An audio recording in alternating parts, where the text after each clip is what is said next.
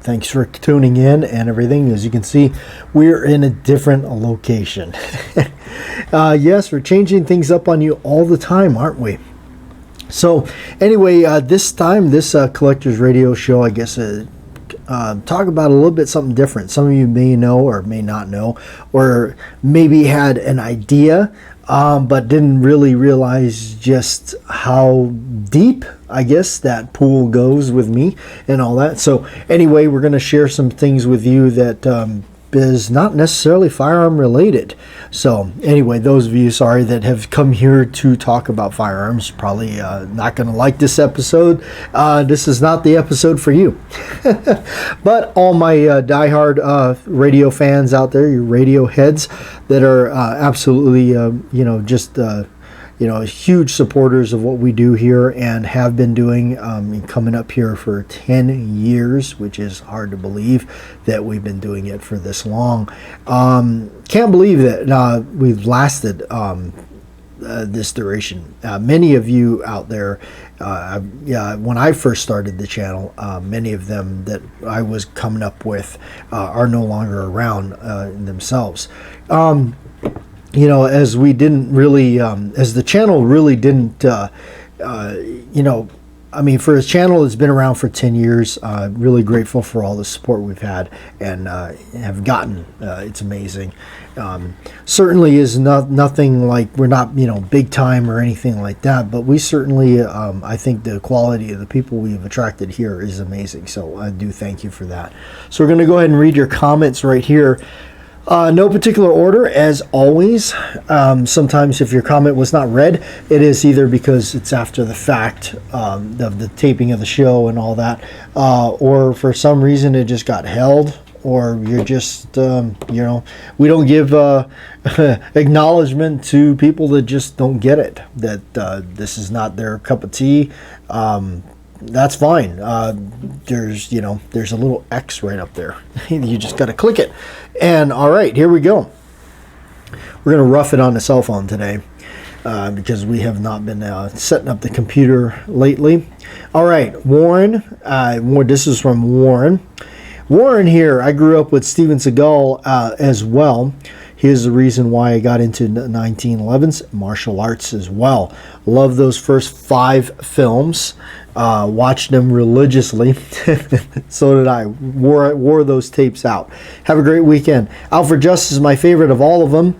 Yes, I agree about Under Siege 2 is very underrated. It's a very underrated film. Yeah, I definitely felt Under Siege 2 is definitely underrated. Like him or not, I guess, Seagal is definitely a part of that whole, action movies of that growing up time. And I'm so glad that I at least got to grow up with a lot of that stuff. So many kids out there that have zero idea what they missed, especially the VHS days. To me, before these cell phones were such a thing, where, there was something to be said about families, like, that we, like what we did as a family growing up. Friday night, hit the rental stores, rent some tapes, get together, popcorn, a generation that is missing out, has no idea what that was like. Sitcoms and Steve Urkel. All right, Crazy Scotsman. Seagal has always been seen as controversial, but so many good actors usually are. 1911's just another one of the tried and true platforms. I know what you mean far as management. Everything I asked my crew, I'd be right there with them as well. We had a company come in and do a clean out, was an all-nighter. We would weigh everything, and as they were loading it up, they cut a check at the end of it all. Assuming you're talking about lead or something, or maybe a gun range. I'm not sure. But yeah, that's a good philosophy. I have worked for some people, and that's what mostly I was referring to in the past shows. Worked for people in the past that like I worked for a company, a smaller company, for not very long either. I wasn't there very long. I immediately moved on because I just realized just how just terrible it was. Really, I gotta just flat out say it. But the owner of that company didn't even know his own products that he was selling, and that to me was really pathetic. And then, made people work extra time, and he himself was not there. So that's always a good thing, when you work for somebody and if you're pulling in any kind of extra time and, hey, they're right there with you. I have mad respect for that. Mad respect. That's the way to do it. Sean. Morning, great show today. I also grew up with in the Seagal era, and those as well, and own those as well. They don't make them like that anymore. Have a great day. Yeah, they don't. They certainly don't. I recall going to the video rental store and that big Stallone cutout was there. The Cobra. What is it? Crime is a disease, and I'm the cure. Actually, I should know because I have the poster in the background of my little mini Blockbuster behind me right here. All right. Squib. This one's from Squib, 1911. Thanks for the recommendation on the place to eat in Kona. We went to the Kona Brewing Company. They were remodeling, so they were making their food in a food truck. How interesting. Because of that, we had to get the burger and the Philly cheesesteak instead of pizza. We did get salads. The strawberry vinaigrette dressing you recommended, it was awesome. Well, that's cool. I'm glad it's still good because I do recall it was amazing. It was awesome. I tried to go to Kona Guns, but they were closed on Monday. Actually, it's kind of interesting. I did note, even out here, it's not even just there. A lot of places are closed Sunday, Monday. Visiting the islands was an experience. It was definitely a different lifestyle there. It is very slow lifestyle, very laid back, as I'm sure you saw. I myself been gone for many years now, but it's neat. Best part was finally meeting Hawaii Volcano Squad in person. I've known him for almost 7 years. He was a great host and a tour guide. The perspective of someone who lives there really helps to understand Hawaii. Hawaii Volcano Squad. I don't know who that. I think I may know who that is. I'm not sure, or may have met them once. But I'm glad you had a really good experience. All right, Slimfire 54. Morning, and I hope all is well with you today. You have a great outlook on life. Too. I always gave my employer 2 weeks notice before I moved on. I also am a fan of Steven Seagal. He has a very large guitar collection too. I've seen him on YouTube before. Good guitar player. Also, thanks for the video, Slim. You're welcome, Slim. You know what? Also, Seagal, at one time I read that he had a custom pistol built for him every month. That's really cool. That's really interesting and different. But yeah, of course, with the old school mentality of always giving a 2 weeks notice, I have, as I evolved over the years, I have found sometimes I had to just leave because of the toxic environment, and it was just no longer worth, for me, it was just no longer worth it. And sometimes, it may be the moral thing to do, or it may be the righteous thing to do, but sometimes I felt that you have to do things for yourself and to keep yourself from going through misery. As I had dinner with a friend of mine just the other night here, it was a Sunday night actually, and he put it this way too. We talked, and I said, over the phone. He said, well, I'll see you at at 5 o'clock on Sunday night. And it was like, he said, well, as long as it goes well, he goes, I could be dead before then. And there's some words of truth to that. So think about that. I think in life, it's very important to remember yourself, above most, to do what it is for yourself. And remember that try not to live for somebody else. And the other thing on that note, before we get off of that, so there's something to be said. Why are you working to make somebody else's dreams come true when you should be working on your own dreams? All right. Lion Quest Fitness Above the Law is is a favorite. Mark for Death was pretty good. I lost interest in Seagal's movies after Hard to Kill. As an Aikido friend of mine said, hard to swallow. Yeah, but it's entertaining. You got to see old Seagal. I would say out of the older ones, when you're talking about the older ones, Hard to Kill is my least favorite. I gotta say, it is my least favorite. I don't know why. It's still a good movie. I still own it, but it's my least favorite. All right, Joe P. Good morning, JW, and swig of coffee for Joe. For me, Steven Seagal is similar to Nicolas Cage. I may not like every movie they make, but I'm going to at least watch them and give them a chance. Not many actors left that I can say that about. Yeah, that's a good way to put it, Joe. I like that. Nicolas Cage, yeah.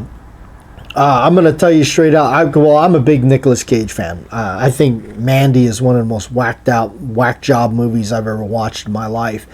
Still holds up there to the most insane movie that I think I've ever seen, along with Mom and Dad. But I absolutely hated Renfield. I thought Renfield was just, I thought that movie was geared towards kids, which is of the generated teenagers, and I didn't understand it, really. I didn't get it. But I think it is geared towards the younger audience, which, so probably why I didn't get it. All right, John Crane, good morning. That's 27.21 minutes that I'll never, ever get back. Mr. Holster. We'll never forget Mr. Holster. I enjoyed the Saturday morning program. Thank you very much. We do appreciate it. Your comments make the Saturday morning. Jeffrey Richardson's good morning. Sip of coffee for all. Steven Seagal was great. Bohemian Hunting Club, another great channel. Great guys out there. Again, I do apologize to many of my fellow friends that have their YouTube channels. I've not been getting around much on YouTube as I don't. Unfortunately, I'm sorry, I don't spend much time on the platform anymore. I do the radio show, and that's about it most of the time. And you know what? I don't even have cable TV. I spend a lot of my time watching my physical media when I'm doing anything in front of, watching the home box office, as we would say. All right. Bohemian Hunting Club says a lot of people in management positions that shouldn't be, no doubt. Absolutely. Tom, good morning. 3:30 here in, assuming West Virginia. Wow, Tom, 3:30 in the morning. You are tuned in. Do appreciate that. And if you're here this morning early, here's a swig of coffee for you. TAB videos, also known as Trees of Blowing, which I also believe, for me, that was one of the coolest channel names ever. Trees of Blowing. I always thought there's some people that come up with really cool channel names, and I definitely would have to say Trees of Blowing is my favorite. Also love that channel. Go over and give him some love, because you know what's so cool about Trees of Blowing or TAB videos now is you never know what he's going to put up. Great guy.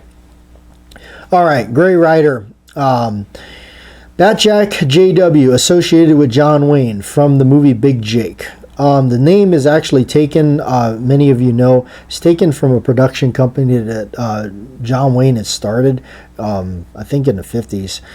It was actually misspelled, according to what I read. It was actually misspelled by somebody that was handling it. And he was too much of a gentleman to correct her, so it just laid to that. Obviously, I put the JW into it for his initials and just kind of did it as a homage, as a hat tip to him, and my love for all of his movies that I used to enjoy watching. I mean, I can't, gotta say, probably El Dorado, Real Lobo, my favorites, bar none, along with Real Bravo. But yeah, Real Bravo, Real Lobo, El Dorado, certainly my favorites. Of course, they all have the similar themes, and they're all filmed out here in Old Tucson Studios. So really cool out here in the good old state of Arizona. So, all right, but yeah, probably what you saw there was the his production name. 45 ACP. It's Saturday morning. Yes, it is. Okay, so there's all the comments there. We'll get rid of that. Okay, so here we are. We are on a different location. That is because I'm going to talk to you about something entirely different. I am a really huge movie and music fan. I collect a lot of vinyl records. I collect physical media in all shapes and forms. Books, DVDs now, because before that I grew up in the VHS era and I had a massive VHS collection. Wish I still had it. I was just like everybody else that saw the DVD discs coming out. I resisted for as long as I could, but when it obviously was going to take over and VHS was going to be no more, there's only one way to go. So I still enjoy physical media. I still buy the DVDs. Obviously, that's what it is now. But I'm like many that if you know, some people don't get it. They're just not physical media people. Movies changed my life. My entire passion and drive is within film, filmmaking, music. Music has evolved over my, when I was a teenager to now, even when I was in middle school. Music was I started to get. I remember it must have been probably the 6th or 7th grade or so, like that. Might have even been a little bit earlier, but there was that. I remember there was, the music was starting to come through, and I was starting to go, wow, what is that? That's really cool. Of course, back then, if you had a Walkman or something, you were just you were cool stuff. So then, obviously it was mostly the portable CD players was what we had, a lot of us, but that was the deal was, portable CD players, headphones, and batteries. Everybody was trying to get AA batteries, no matter what. You always had to have AA batteries. So, but the music and everything like that. But physical media has been a big one for me. And like many, it's really cool. Like I'm a big horror movie buff. And what I mean by mostly horror films is growing up with a lot of the old stuff, the 80s stuff, and even before. Really good stuff. I'm a big fan of Vincent Price. Love the Vincent Price movies. All that. Theater of Blood is almost like, it's just one of his best. But House of Wax. Love House of Wax. Love his earlier ones. A Comedy of Terror. That's a great one with Peter Lorre. That is such a funny, great movie. Just stuff like that, again, to quote, never could be made again. Never have. Will be able to have any kind of caliber of these type of films out there. House on a Haunted Hill is just phenomenal. So, with me growing up in VHS era, it's really awesome to see a company like this, Scream Factory, releasing to do things like this. This is another gem of a movie that I think is still, some of these still fly under the radar, I believe, for me. Wes Craven directed it.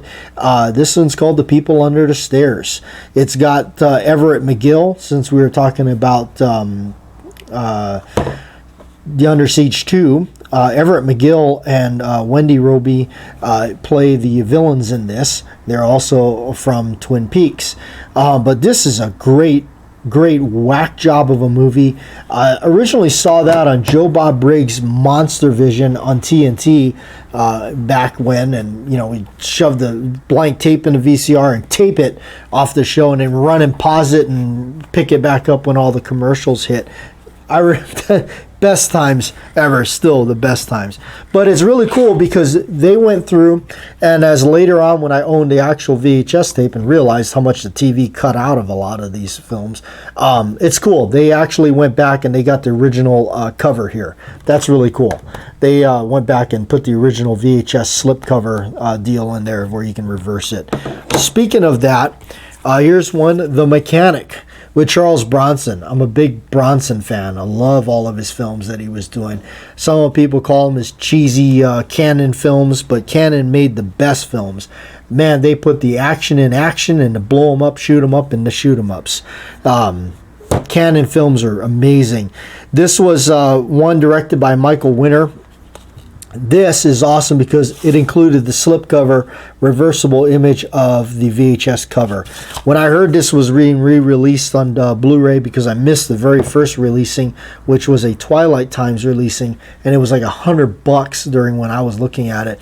I couldn't do it. I couldn't spend the money.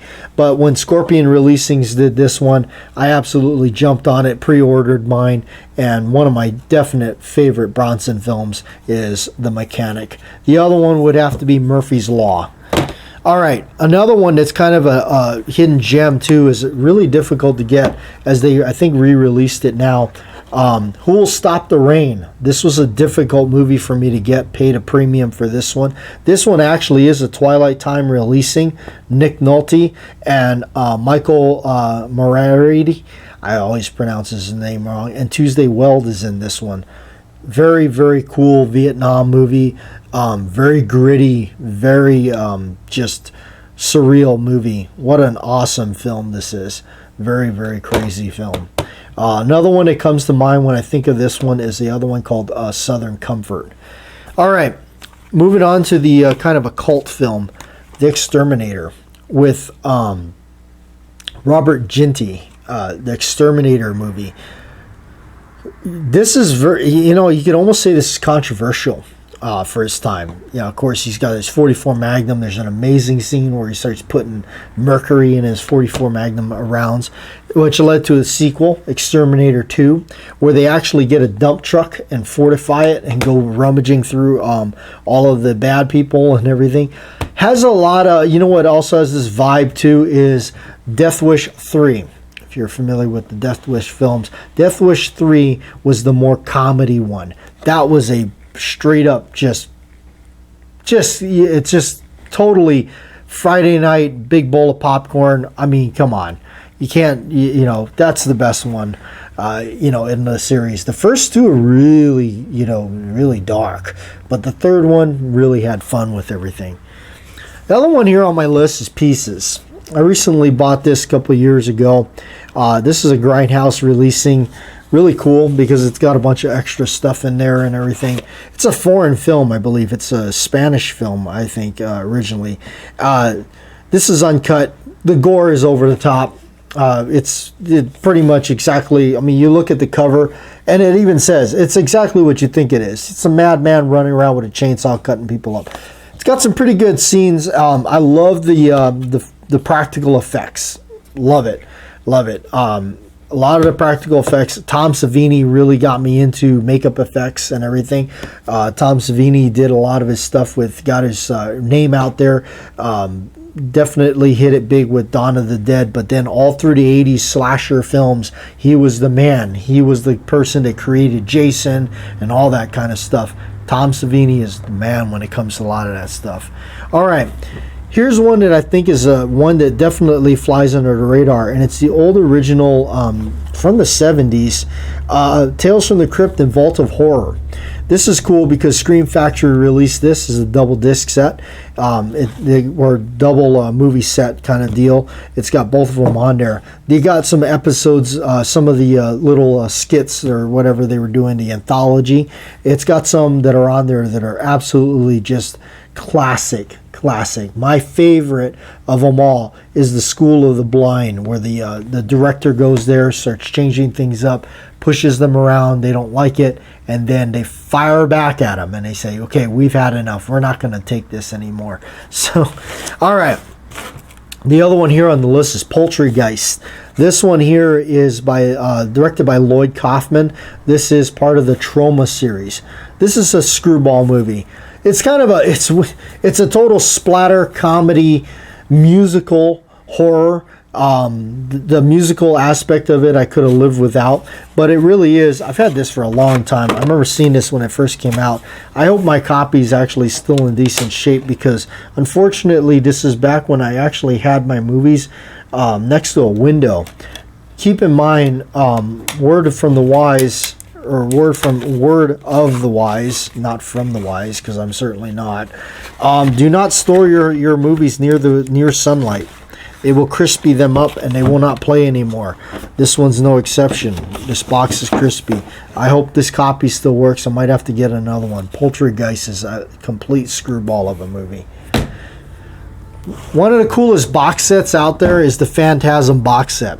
This is when this got released on Blu-ray, I jumped on it to get it. I bought mine at Best Buy when it first came out. This sucker went out of print overnight. I'm not kidding. Most of the Phantasm stuff, now it's a little easier to find. You can actually go out there and get them and find them. But the Phantasm box sets have gone out of print faster than they were in print. This is cool because they had gone through and put the old original slipcovers on there for all of them. The ones I grew up with, first three. I remember renting the first ones from a grocery store on VHS. They recently, or within the last few handful of years, 4 or 5 years, I guess, I don't know, it all seems recent to me. Phantasm 5. Wasn't a fan of it. I felt like it was forced. Wish they had more of a money and budget to do it. I think it could have been better than what it is. But in a way, it's kind of a sad one. Sad closure to the film series, obviously. But Angus Scrimm had passed away, unfortunately, right after it, which he's the tall man. He's the infamous villain. But the first three always will stand out as my favorite. I had actually, funny story with this, I still kept the ticket. My friend, one of my best friends out here, we went to this theater called The Loft to go see this. They were playing the original on the theater, back on the big screen. There's my ticket. I kept it because this was, when we got there, we went to go do it. It was part of a two film thing. They were playing this and Point Blank. Point Blank was another night. We went to go see this on a different night. So I said, oh, we got to go see Phantasm on the big screen. I mean, I can't not do it. So we went. He took me, which is awesome. I mean, I'll never forget this. So I'm standing there. I said, hey, how about I'll get us some ice cream, hot summer. So he said, yeah, sure. I'll go stand in line or something like that, and I'll go get us some ice cream. So as I'm standing there in line at ice cream, I see the marquee up there. You know, it says Phantasm, you know, special premiere thing, one night only, that whole bit. And it says, with Don Coscarelli. And I said, well, of course it's Don Coscarelli. He's the director, you know. Everybody knows that. Everybody that's a fan of the film series. And I'm looking at it. It says, with Don Coscarelli. What does that mean? You know, so I get the ice cream. I go back and I'm telling him. I say, you know that? And he goes, that is interesting. And then I notice by the front area, they got this table set up like this. They're setting it up and they're setting up stuff and lighting and all that. So I go up to the guy and I said, hey, what's that mean with Don Coscarelli? And he says, because he's going to be here. In fact, there he is right there. And I kid you not, here comes Don Coscarelli walking right up the path.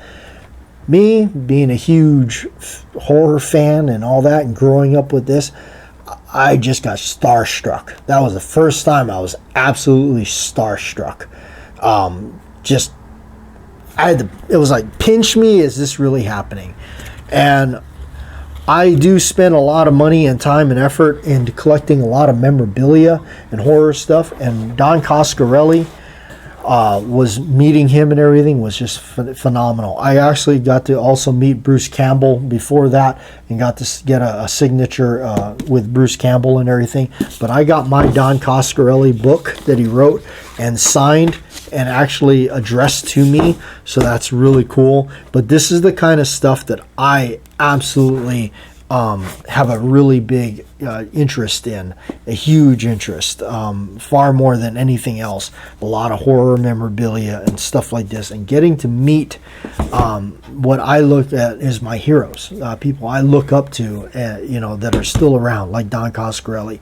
And I will say this about meeting Mr. Coscarelli was like, he was so cool, so down to earth. He wanted to take pictures with you. He wanted to sign your stuff. Signed the first one for absolutely free. If you wanted a second thing signed, I believe he charged you like $20, $10, something like that. I got my poster signed by him. So I got the book and the poster. Of course, I had to do it. I had to buy the book and I had to buy the poster and had him sign it. He signed one for free, charges for the next. Totally cool. Got to remember also why these guys charges signed at. I tell you why. Because one, couple of reasons actually. They got to make a living too. You know, sometimes, you know, they got to do something. All right. The other part of it is the sad part. There's a lot of people that aren't fans or they don't care, and they want to go up to these guys and get them to sign a stack of stuff so they can go on eBay and sell it. They don't even care about what they're doing. They just care about the money part of it, which is sad, which causes them to have to start charging for this stuff. So, but still cool. Got to meet him. Like I said, I also got to meet Bruce Campbell. Bruce Campbell signed my stuff for free. But Bruce Campbell didn't have enough time to be more personal with people. Don Coscarelli did, and it was really cool to go out there. I got to tell him about a really cool story about me growing up and renting his tape from the grocery store, and then building a fake 4-barreled shotgun to run around the house and terrorize my grandparents with. But that's really cool. Before we wrap things up here, another thing about that I guess, you know, I haven't really shared with you guys is I play music, and music has been a #1 passion for me. I obviously play the drums. I have been playing drums since high school. Always enjoyed it. It was always a way for me to meditate and escape. Of course, at the time, what got me into wanting to play it was Lars Ulrich from Metallica. Been a big Metallica fan for forever. Metallica is really what started getting me into rock music. As I over the years, I kind of you know, mellowed out, I guess, and got into more like classic rock and stuff like that. The Greg Kinn you know, song, the breakup song and things like that, playing things along those things. Love Black Sabbath because of the rhythm. Really, one of my favorite songs by Sabbath to play along to would be Paranoid. This is physical media, movies, and that kind of stuff is really what I'm like. I'm falling in love with it. Always have been, and it's a real true passion for me. And that's kind of the other side of the coin for me, and what the other side that I haven't really not too much shared on too much. But as you can see, this is. All of these are all horror flicks from black and white days to the 80s to the 90s, some of the 2000s, but not a whole lot. Most of everything on here is from the years past, not just one or two. You know, I own multiple copies of things just because. Like one of the things that I really can't believe I actually own is I own the rare producer's cut of Halloween 6. You know, I've got different releasings of The Exorcist because it's one of my favorites. Of course, The Stooges. Gotta love The Stooges. I got a lot of Bogart films. This is a really cool one. A special edition of Death Wish 2, which I did not know they actually had an unrated version of that, which is crazy. Look, The Incredible Melting Man. Of course, the Night of the Living Dead, Dawn of the Dead, the original, 1978 Dawn of the Dead. Even got the Ultimate Edition of Dawn of the Dead, which has, I think, 3 versions of the film in it. Big box set, that's out of print, can't get that. I got the Omen box set, the Vincent Price box set. Look, the Towering Inferno, so not everything is horror there. The original Herschel Gordon Lewis 60s shock films right here. You've got The Gruesome Twosome, Gore Girls, Wizard of Gore, just wild and cheesy stuff. Slumber Party Massacre. Look, here's one of the great titles, The Boogans. So, Castle Freak, Don't Go in the Woods Alone, Night of Lepus, basically Attack of the Bunny Rabbits, if you can believe that. Intruder, murder, killer grocery store movie. Rabbit Grannies, which is completely a nut job of a movie. Night of the Living Dead, the remake, 1990s. That's a great remake, directed by Tom Savini himself. If there was ever a remake that's just completely phenomenal, that would be one of them. Of course, The Evil Dead. Up here, you can't see it, but I have the original copies on VHS of Halloween, Texas Chainsaw Massacre, Evil Dead, a horror movie that nobody knows about with Burt Reynolds. Yes, Burt Reynolds did a horror movie called The Maddening. Original copies on VHS of Faces of Death, the old shockumentary, which ended up being false anyway, but kind of cool because that's from back in the day, banned in 46 countries and all that kind of stuff. I got the Dirty Harry films, original VHS copies and stuff like that of those.